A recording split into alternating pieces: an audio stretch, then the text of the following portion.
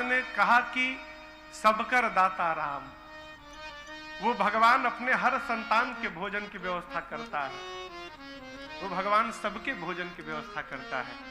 मलुकदास जी सोचे ये बात कैसे मैं मान लूं, मैं प्रैक्टिकल करूंगा, देखता हूं कि आज रात के भोजन की व्यवस्था भगवान मेरी कैसे करते हैं। मलुकदास जी घर छोड़ के जंगल में चले गए, घनघोर जंगल में।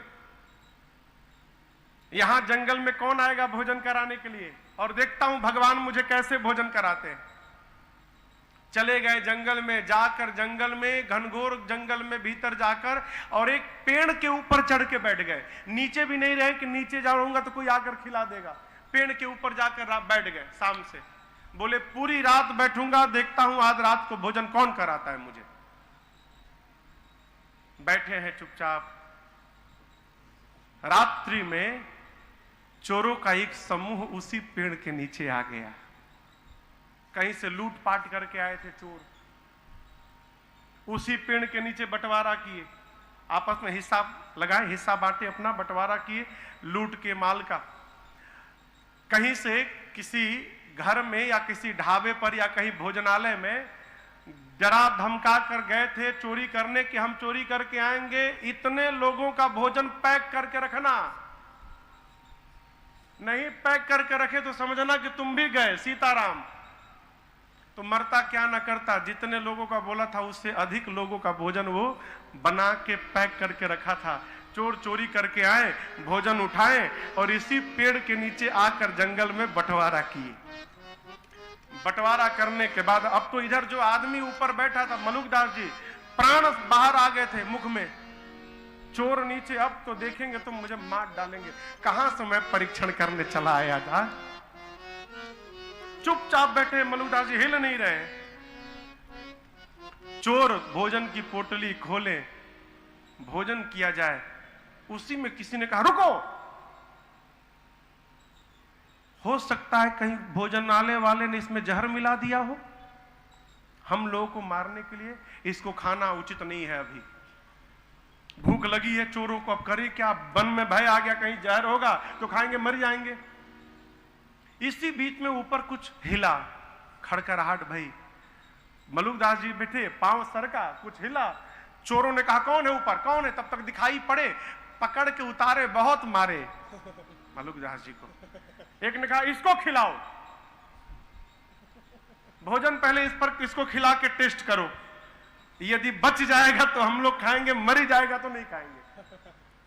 मलुकदास जी को पकड़ के चोर बिठाए और निवाला तोड़ तोड़ के मलुकदास जी को खिलाने लगे। चोर जब मलुकदास जी को खिलाने लगे ना हो, मलुकदास जी की आंखों से झरझर आंसू बहने लगे। धन्य है प्रभु, मान गए आपको।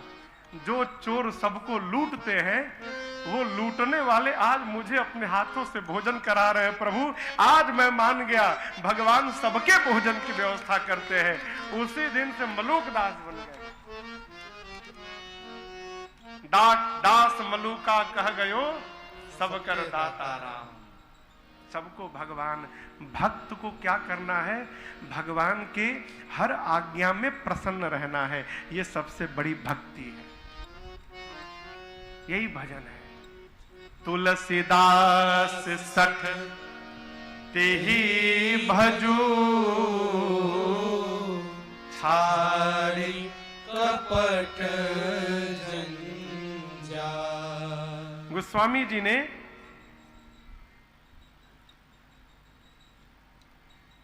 5:30 बज गया हो, तो आज की पूरी कथा बाकी है। चलिए देखते हैं। धनुष तो तोड़ना ही है। आप लोग जाएंगे नहीं ना, देखिए हमको डरवाना नहीं आता आप लोगों को। कई लोग डरवा के बिठा देते हैं, लेकिन हम डरवाएंगे नहीं।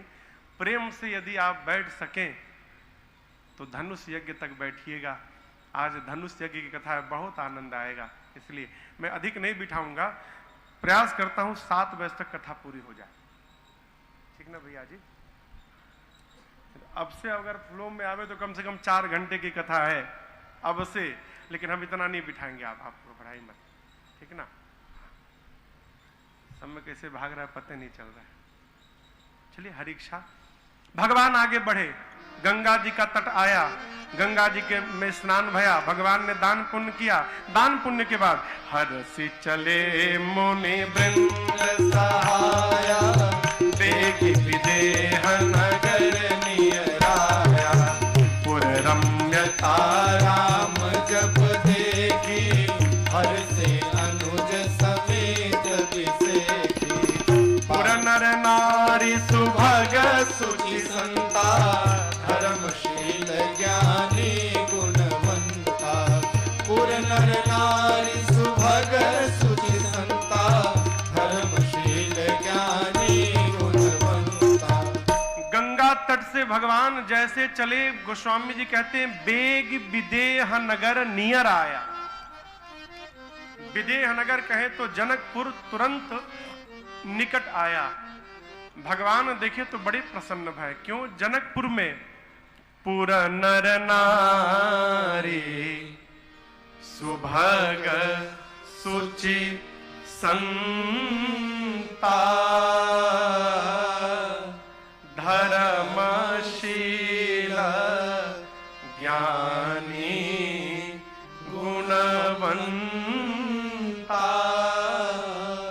जनकपुर के प्रत्येक नर नारी क्या है? सुभग है, सुंदर है, सुचिता संपन्न है, धर्मशील है, संत है, ज्ञानी है, गुणों के भंडार है प्रत्येक नर नारी। क्यों? देखिए, घर का मालिक जैसा होता है ना, पूरा परिवार वैसा ही होता है। महाराज जनक की नगरी है वो, जोग भोग मह राख्यो गोई, राम बिलोकत प्रगट्यो सोई। एक सुंदर आम के बगीचे को देखकर विश्वामित्र जी ने राम जी से कहा, राम जी यहीं रुका जाए? राम जी बोले, जो आज्ञा गुरुदेव। विश्वामित्र जी आम के बगीचे में रुक गए। इधर जनक जी को सूचना मिली। क्या सूचना मिली? विश्वामित्र महामुनि आए, विश्वामित्र महामुनि आए। समाचार मिथिलापति पाए, समाचार मिथिलापति पाए। गए जनक जी और जाकर कीन्ह प्रणाम चरण धरि माथा, कीन्ह प्रणाम चरण धरि माथा। दीनयति समुदित मोहिनाथा, दीनयति समुदित मोहिनाथा,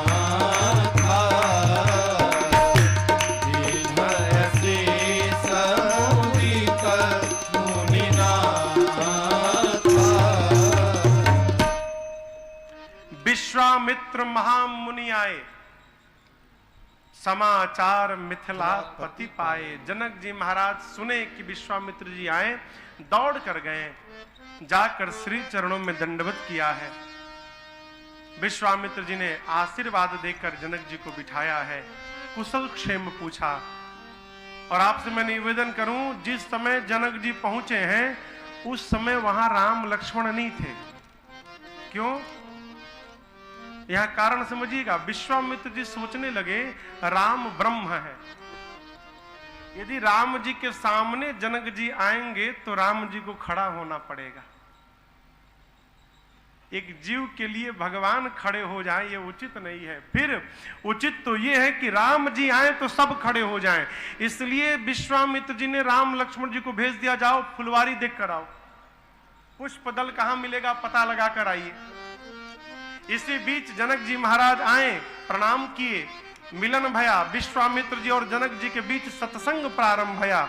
उसी अब समय ते ही अवसर आए दो भाई। जैसे राम लक्ष्मण जी पहुंचे, सब लोग खड़े हो गए राम जी को देखकर। जनक जी महाराज, जितने सभा के लोग थे, सब खड़े हो गए। देखिए, बड़े को बताना नहीं पड़ता कि हम बड़े हैं, स्वरूप बताता है? राम आए तो सब खड़े हो गए। जनक जी महाराज जब राम जी को देखे ना, तो मन ही मन सोचने लगे, मेरी सीता के लिए तो ये सांवला वाला ठीक लग रहा है, जोड़ी बड़ी सुंदर लग रही है। लेकिन एक समस्या है, बाबा जी के साथ आए हैं तो कहीं ब्राह्मण के बेटे हो गए तो विवाह कट गया, हम क्षत्रिय, ये ब्राह्मण। हाँ, लेकिन कपड़े से लग रहा है कि किसी राजघराने के हैं। यदि किसी राजा के बेटे होंगे तब बात बन सकती है। तो परिचय लूं, ये हैं कौन? तो जनक जी महाराज ने विश्वामित्र जी से प्रश्न किया, कहु नाथ इस सुंदर दो बालक, क्या मुनि कुल तिलक या नृप कुल पालक? ये सुंदर दो राजकुमार हैं कि किसी मुनि के बेटे हैं? कौन है ये दोनों? इनको देखने के बाद तो मुझे ऐसा लग रहा है विश्वामित्र जी, वेद जिस ब्रह्म को न इति कहते नहीं थकते, वही ब्रह्म तो कहीं मेरे सामने रूप धारण करके नहीं आ गया है। मेरा मन सहज वैराग्य में रहता है। लेकिन जनक जी महाराज कहते हैं, विश्वामित्र जी, जिस प्रकार शरद पूर्णिमा की चंद्रमा को देखकर चकोर पागल हो जाता है, उसी प्रकार इस सांवले को देखकर मेरा मन पागल हो गया है। ये है कौन? जनक जी की बात सुनकर विश्वामित्र जी कहे, महाराज पहली दृष्टि में पहचान गया। विश्वामित्र जी बोले, संसार में जितने जीव हैं सबको राम जी प्राण के समान प्रिय हैं। ए प्रिय सब ही जहां लगी प्राण। राम जी मुस्कुराए, गुरु जी मेरा पोल मत खोलिए, मैं गुप्त रूप में अवतार लिया हूं। इतना सुनकर राम जी का लौकिक परिचय कराते हुए विश्वामित्र जी बताते हैं, ये रघुकुल मणि दशरथ के जाए, रघुकुल मणि दशरथ के जाए, मम हित लागे नरेश पठाए, मम हित लागे नरेश पठाए, सुंदर श्यामा गौर दो भ्राता, सुंदर श्यामा गौर दो भ्राता, आनंद के आनंद दाता, आनंद के आनंद दाता, आनंद के आनंद दाता। जनक जी महाराज से विश्वामित्र जी ने परिचय कराया, ये चक्रवर्ती सम्राट महाराज दशरथ के पुत्र राम लक्ष्मण हैं। मेरी यज्ञ की रक्षा के लिए महाराज ने दोनों भाइयों को विदा किया। राम जी ने निशाचरों का अंत करके यज्ञ की रक्षा की। यहां धनुष यज्ञ देखने आए हैं। जनक जी सुने कि चक्रवर्ती सम्राट के बेटे हैं, जैसा अतिथि होता है वैसा ही उसका स्वागत भी होना चाहिए। चक्रवर्ती राजा के बेटे आम के बगीचे में रहेंगे। जनक जी महाराज ले जाकर और मिथिला के सबसे सुंदर घर में स्थान दिया। उसका नाम ही सुंदर सदन था। संत ऐसा कहते हैं कि वो घर जो था, महल, वो मेरी सीता मैया का अपना महल था। जनक जी महाराज जाकर सीता जी से कहे, बेटी कुछ दिन आप अपनी माता जी के साथ शयन करिए, कुछ विशिष्ट अतिथि आए हैं जिनको मैं आपके महल में रुकवाऊंगा। विश्वामित्र राम लक्ष्मण जी को ले जाकर जनक जी महाराज ने सुंदर सदन में स्थान दिया। दोपहर में भोजन भया। भोजन के बाद कुछ देर के लिए विश्राम, ठीक 3 बजे गुरुजी उठे और राम लक्ष्मण जी को बिठाएं शाम के समय। जैसे 3 बजे यहाँ कथा प्रारंभ होती है, 3 बजे गुरुजी मिथिला में कथा शुरू कर दी। अब देखिए, लक्ष्मण जी कथा में बैठे हैं, मन ही मन सोच रहे हैं, बताओ गुरुजी जब देखो कथा सुनाने लगते हैं। अरे मिथिला में आए हैं, बहुत नाम सुना है मिथिला का, यदि गुरुजी कह देते तो हम तनिक मिथिला जाकर घूम कर चले आते। लेकिन समस्या है कि कथा चल रही है, चलती कथा में कोई कहेगा कि महाराज कथा बंद करिए, हम थोड़ा घूम के आ जाएं। लक्ष्मण जी मन की बात मन में रख गए, राम जी समझ गए। राम जी ने कहा गुरुजी, भाई साहब का मन कथा में नहीं लग रहा है गुरुजी। ये लक्ष्मण जी, नाथ लखन पूरा देखन चाहि, और प्रभु सकोच डर प्रगटन कहि। आपके डर के मारे नहीं बोल रहे हैं, ये लक्ष्मण जी नगर घूमना चाहते हैं, अकेले तो नहीं। लेकिन हाँ गुरुजी, आप यदि हमको कहेंगे ना तो हम इनको लेकर जाएंगे और नगर दिखा के तुरंत लेकर आएंगे। गुरुदेव सोचने लगे कि नगर वो दिखा सकता है जो पहले देख कर गया हो। जिस प्रकार लक्ष्मण जी पहली बार आए हैं, उसी प्रकार राम जी भी तो पहली बार आए हैं। तो जब राम जी ही नगर नहीं देखे हैं तो इनको क्या घुमाएंगे? इसका अर्थ है ये दोनों भाई नगर देखना नहीं चाहते, फिर नगर वासियों को अपना दर्शन कराना चाहते हैं। गुरु जी ने आज्ञा दी, जाई देखिया बहु नगर सुख निधान दो भाई, करहु सुफल सबके नयन सुंदर बदन दे। राम जी चले, सूचना फैली नगर में, क्या देखन नगर भूप सुत आए, देखन नगर भूप सुत आए, समाचार पूरवासीन पाए, समाचार पूरवासीन पाए। मिथिला के लोग धाए धाम काम सब त्यागी, भाए धाम काम सब त्यागी, कैसे मनहु रंग निधि लूटन लागे मनहु रंग निधि लूटन लागे, मनहु रंग निधि लूटन लागे। राम जी नगर देखने आए लक्ष्मण जी के साथ, पूरी मिथिला में सूचना फैल गई। लोग दौड़े, कैसे दौड़े? गोस्वामी जी कहते हैं, धाए धाए धाए समझते हैं? धाए मने हमारे अवधि में कहते हैं का हो धधा के दौड़ रहे हो। धाए मने इस प्रकार से दौड़ना कि अपने शरीर की सुधि समाप्त हो जाए। लड़ रहे हैं, भिड़ रहे हैं, गिर रहे हैं, उठ रहे हैं, फिर दौड़ रहे हैं।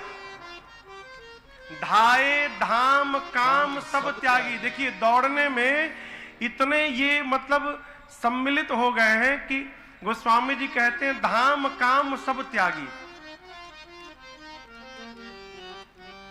आप कहीं दौड़िएगा तो पहले काम छोड़िएगा कि पहले घर छोड़िएगा?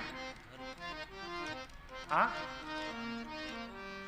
कहीं जाइएगा, घर से बाहर जाइएगा तो जो काम कर रहे थे घर में, उस काम को पहले छोड़ेंगे कि घर पहले छोड़ेंगे? कहिए कहिए, काम छोड़ेंगे ना। जैसे कोई खाना बना रहा और बाहर जाना तो खाना बनाते हुए थोड़ी जाएगा, पहले खाना बनाना छोड़ेगा काम, फिर घर छोड़ेगा धाम। मिथिला में लोग पहले घर छोड़े बाद में काम छोड़े। धाये धाम काम सब त्यागी। कैसे? जैसे कल्पना करिए कोई आलू छील रहा था, हाथ में लेकर आलू सुधार रहा था, सुना कि राम लक्ष्मण जी आ गए, तो हाथ में चक्कू आलू लिए दौड़ते दौड़ गया, आलू छीलते दौड़ रहा है। तो पहले घर छोड़ा, तो पहले घर छूटा, धाम। साथ वाम में जो दौड़ रहा था उसने कहा अरे आलू लेके कहां भाग रहे हो? तो देखा आलू हाथ में, तो फिर काम। लोग भगवान को देखने में इतने पागल हो गए थे, हो उनको पता भी नहीं रहा कि हम सामान लेके दौड़ रहे हैं कि अपना शरीर लेके दौड़ रहे हैं। जैसे जन्म जन्म का दरिद्र खजाना लूटने के लिए दौड़ता है, मिथिला के नर नारी भगवान को देखने के लिए दौड़ पड़े। पुरुष लोग जाकर रास्ते के दोनों तरफ कतार बना के खड़े हो गए। सखियां घरों के छतों पे जाके खड़ी हो गई और छोटे छोटे बच्चे ना भगवान के पीछे पीछे लग गए। देखिए, बच्चों को भय नहीं लगता, बच्चों को भय नहीं होता, भय बड़ों को होता है। बच्चे निर्भय होते हैं। कब तक? जब तक हम उनको डरपोक न बना दें। बच्चों को डरपोक माता पिता बनाते हैं, खा लेने को छिपकली आ जाएगी। अब छोटा सा बच्चा छिपकली से डर गया। नेपोलियन इतना बड़ा शासक था, बिल्ली को देखकर सूख जाता था नेपोलियन, बिल्ली को। क्यों? बचपन में मां ने बिल्ली से डरा दिया उसको। बच्चे निर्भय होते हैं। मैं आपको कल की बात बताऊं, कल मैं सोया था दोपहर में, कथा में आने के पहले भोजन लेके जस्ट अभी सोया ही था कमरे में, अभी नींद आई ही थी। राघव कहाँ है? राघव सो गया।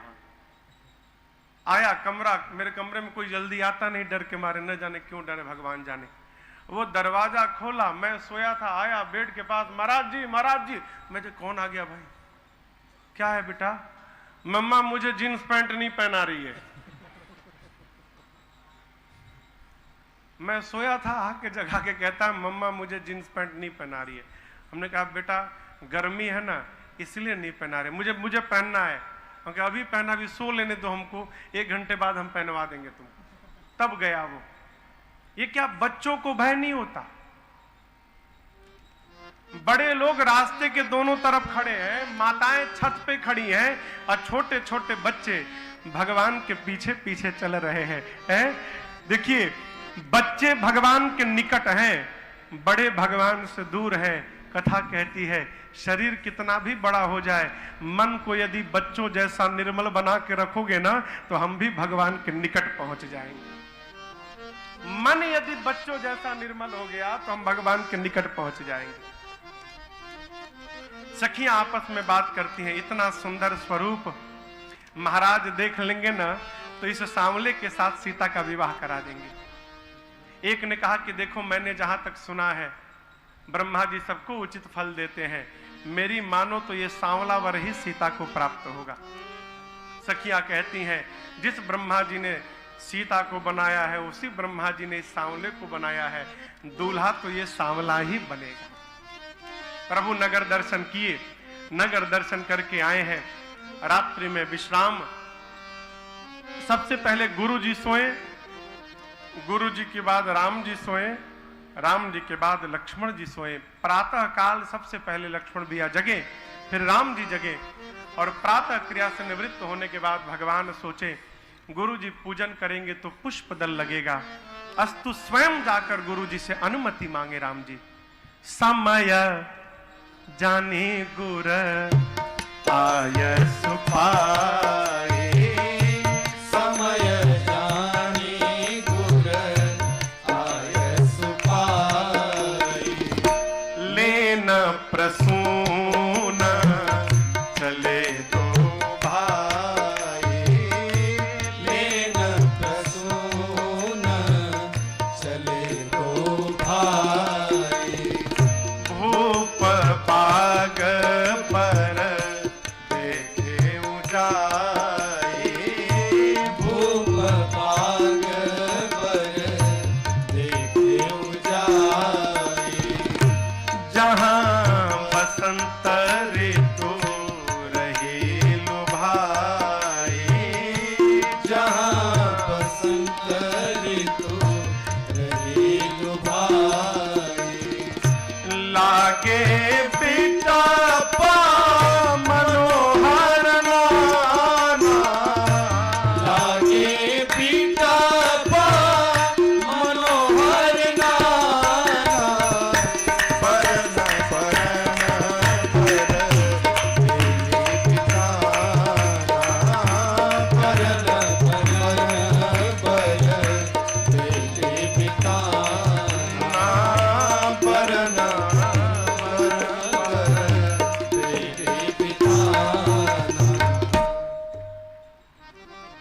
भैया लक्ष्मण के साथ गुरुदेव भगवान के पास गए और पुष्प दल लेने की अनुमति प्राप्त करके जनक जी महाराज के पुष्प वाटिका में भगवान प्रवेश किए।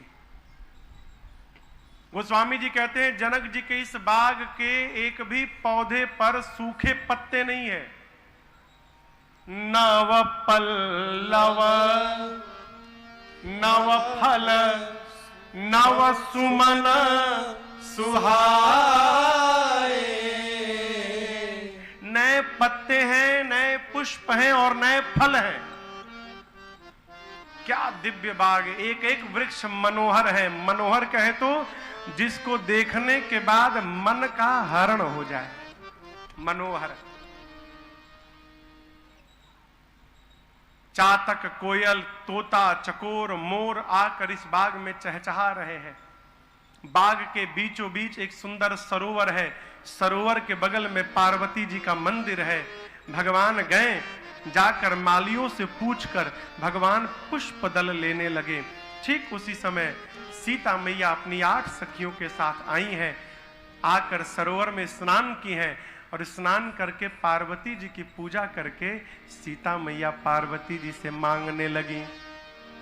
क्या मांगने लगी? साधक कहते हैं, अरे सिया मांग रही अवध को राज, सरजू नहाने